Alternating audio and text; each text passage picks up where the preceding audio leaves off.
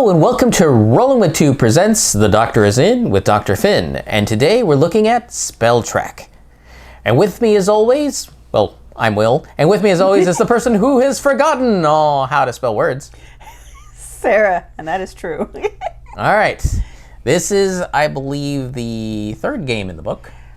You would know better than I always get lost on the table of contents. But the name is Spell Track, so what is variability about? No, let's talk a little bit. I'm going to say just a brief. What is this game?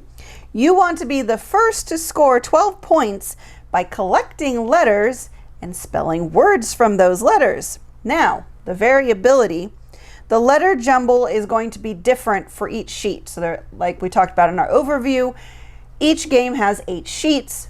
They are all different, and so in this case, the letters are all in different spots. Yeah, this one has a track on the outside, like a giant horseshoe. Yeah. And then whatever spot you land on, if you're on the horizontal, you look at the row. If you're on the top, you look at the column. Yes. To see what's available, and all those letters in there is what gets mixed up. Right.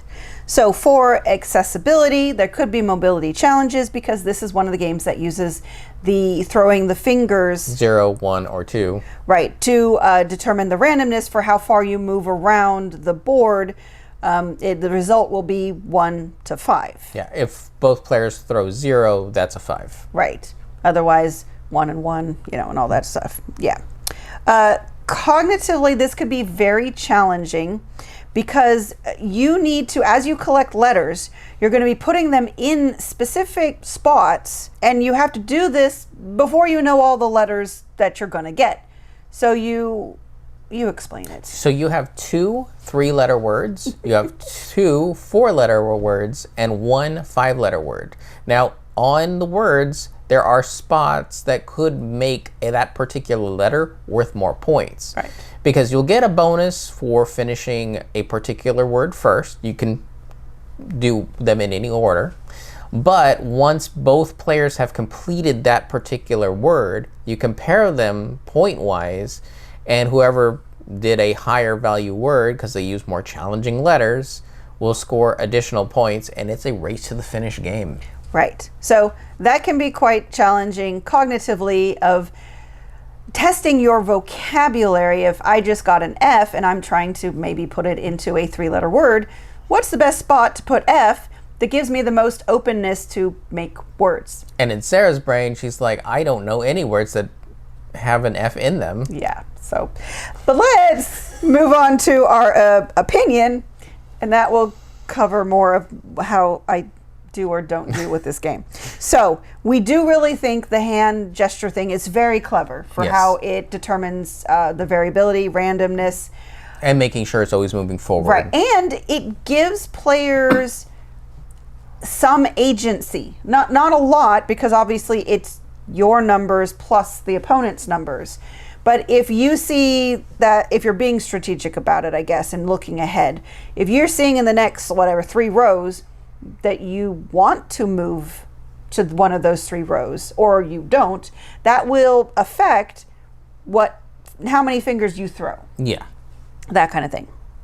Yeah, that's all psychosomatic, but it does play a factor into those who want to look at everything, gather in all their choices, and I think that's one of the things that partly psyched you out. True. If you don't really look ahead, then it's not as paralyzing, but yeah.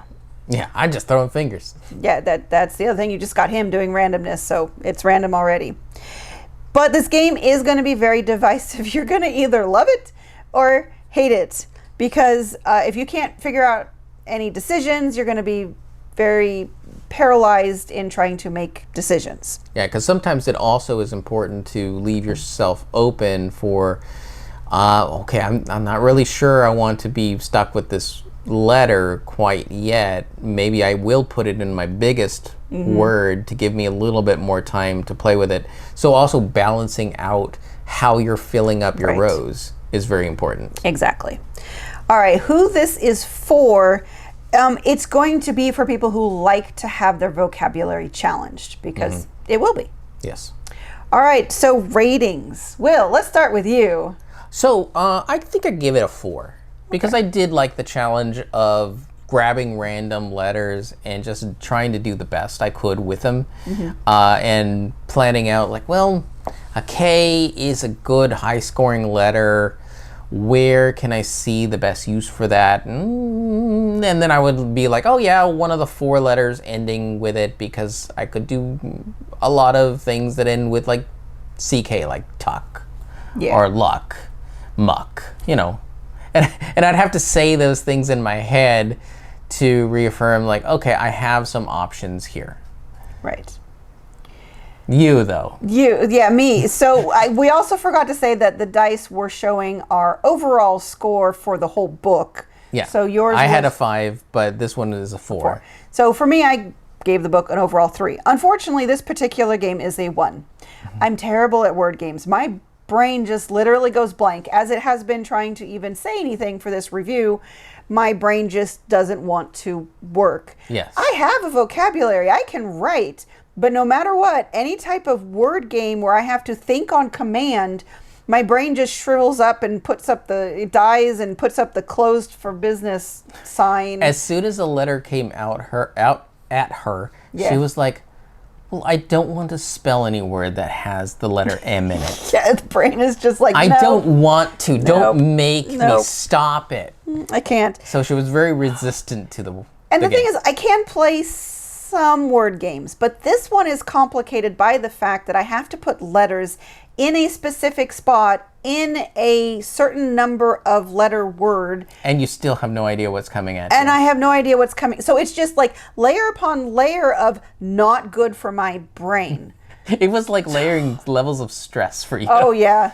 Talk about, this wasn't the most stressful game in the book, but let's just say if this is the first video you're watching, word games are not for me. So the other ones... It was like, Sarah, pain is coming. I am not going to tell you when. I'm not going to tell you how. And I'm not going to tell you why. Enjoy. Bye. They're going to be in the form of letters. That's the only thing you know. So if you're not good at word letters... Yeah, if this is not your kind of thing. Crafting words. Crafting words with random letters. Yeah, like I said, this is board games speaking hard. Yes. So you're going to fall off the spell track. So unfortunately, that really brings the game down. So it's a 5 out of 5 out of 12. Hard to recommend this, but I think if you could get 2 players together that like word games, this is going to go a lot better. Yeah, it felt like me playing a version of Wordle to me. Yeah, I could see that. But Wordle is a lot more forgiving and a lot less stress-inducing, clearly. Clearly.